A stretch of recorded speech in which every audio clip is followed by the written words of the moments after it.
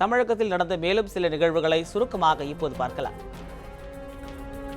விருதுநகர் மாவட்டம் வத்திராயிருப்பு பகுதிகளில் உள்ள அரசு பள்ளிகளில் சட்டமன்ற உறுப்பினர் சந்திரபிரபா ஆய்வு மேற்கொண்டார். ஐங்கரசல் குளம், தைலாபுரம், மகாராஜபுரம் உள்ளிட்ட பகுதிகளில் அடிப்படை வசதிகள் இல்லை என பொதுமக்கள், மாணவர்கள் புகார் கூறினர். இதனையடுத்து வத்திராயிருப்பு சுற்றுவட்டார பகுதிகள் மற்றும் அரசு பள்ளிகளில் சட்டமன்ற உறுப்பினர் சந்திரபிரபா திடீர் ஆய்வு நடத்தினார்.